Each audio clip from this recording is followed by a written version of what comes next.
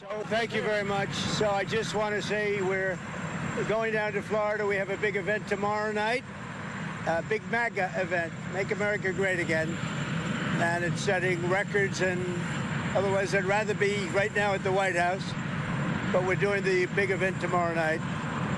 We had some big news this week, as you know, because Apple is investing $500 billion. Think of that. And that's going to be a lot. It's going to be a tremendous investment. I guess the biggest investment anybody's ever made in the country at one time. But they're going to be investing a lot of money, $500 billion. We have many other companies have just announced they're coming in. A lot of it's because of how we're doing. We've done a great turnaround in a little more than 30 days, but the country's really doing well, really doing well. We're respected again all over the world. If you look, we had the Japanese Prime Minister. We had the Prime Minister yesterday of UK, as you know. We had the Prime Minister of India. We have another 20 Prime Ministers and Presidents wanting to come. And it's very good feeling. I think our country has really turned around. We had a meeting today, as you know, with President Zelenskyy, and I would say it didn't work out exactly great from his standpoint. I think he very much overplayed his hand. We're looking for peace.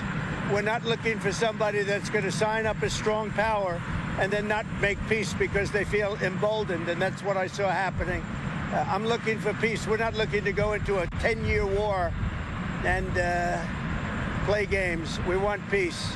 And it was just my impression that if we do that, if we sign up, he's looking for something that I'm not looking for. He's looking to go on and fight.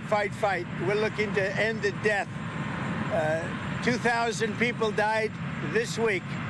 Soldiers, more than that, but 2,000 approximately people died this week. Young Ukrainians and Russians. And somebody would say, why do you care about Ukraine and Russian soldiers? I care about them. I care about everybody. And we're not doing that. Now, if we don't do anything, he's going to have to make peace, but he's dealing with a very weak set of cards. If we sign, he's dealing with a very strong set of cards, and then he doesn't want to make peace. So that's where we are. It's very simple.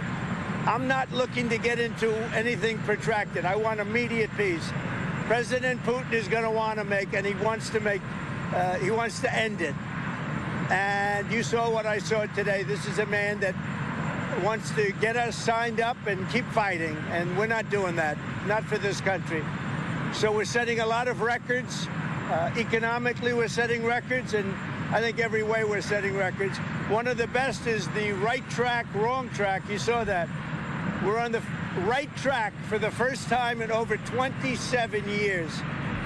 People are impressed with that. The other thing is the feeling about our country. The feeling is great. It's up 48% on feeling on business. And that's the record we've never had. There's never been a record where we've ever gone up that much in such a short period of time. So we're doing really well. And I guess some of you are coming with us. And if you are, I hope you're going to have a good flight. What? What does Zelenskyy need to restart talks with you? He's got to say, I want to make peace. He doesn't have to stand there and say about Putin this, Putin that, all negative things. He's got to say, I want to make peace. I don't want to fight a war any longer. His people are dying. He doesn't have the cards, just so you understand it, okay? I can tell you. Did you tell Zelenskyy to leave the White House? I don't have to tell you that. Go ahead. I think you know the answer to that. What? Wait. Look, I don't trust or distrust anybody. I just want to get a deal done. And if the deal happens, good. But you can't embolden somebody that does not have the cards, and all of a sudden that person says, oh, well, now I can keep fighting. We're not going to keep fighting. You're going to get the war done or let them go and see what happens. Let them fight it out. I want anybody that's going to make peace. If he's capable of making peace, which he may or may not be, but I want somebody that's going to make peace. Again, He doesn't have the cards. When we sign up, he's got all of the cards. That doesn't mean he can fight. He's got to stop the fighting, stop the death. He's losing hundreds of thousands of soldiers. It's time to stop the death.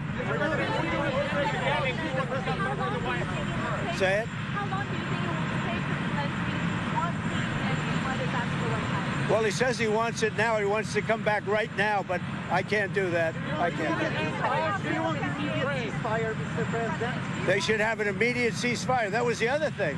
He didn't want to do about ceasefire. A ceasefire could take place immediately.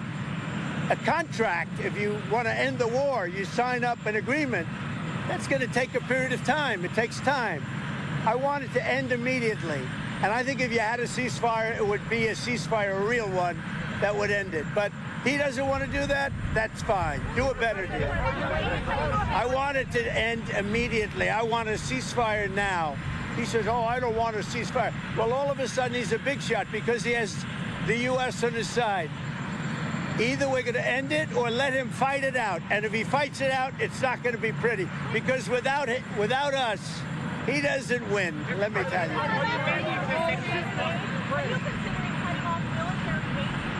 It doesn't matter what I'm considering. I'm just telling you. You saw what I saw today. That was not a man that wanted to make peace.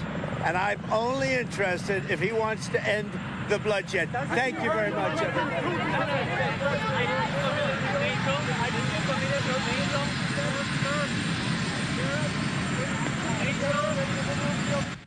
All right, President Trump there kind of rehashing what we all watched in the Oval Office between he and Volodymyr Zelensky, saying that he's looking for something I'm not looking for, saying that Zelensky overplayed his hand. Now, how that works, that was replayed back. We call it tape playback by the White House press pool traveling with the president there. So that wasn't live. What is live right now, though, is Air Force One taxiing there on the tarmac to Joint Base Andrews.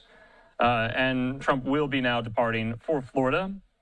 And so he kind of relitigated what was said there in his meeting with Zelensky, talking about and asserting and claiming that Zelensky does not want peace. Zelensky, remember, took issue with the ceasefire idea because Zelensky claimed that Putin has violated multiple ceasefires over the last several years. And so that's why you heard President Trump there kind of railing against the ceasefire idea that he proffered, that he and Vance proffered there. And so we're going to be diving into this in the next couple of minutes with reporters who were in the Oval Office today and some of our national security analysts and experts, some of whom are describing that the U.S.-Ukraine relationship is now irreparable or irreparably harmed. Even Senator Lindsey Graham going so far as to say that the United States might not be able to negotiate or deal with Ukraine again if Zelensky is still president. So in the meantime here, we're going to step away from this. Don't you worry, this is the main story of the day, and we have you covered from all angles. We do want to take a quick commercial break. Like I said, though, when we come back, we have to get an update on the measles outbreak there in West Texas. We're going to Texas in 2 minutes.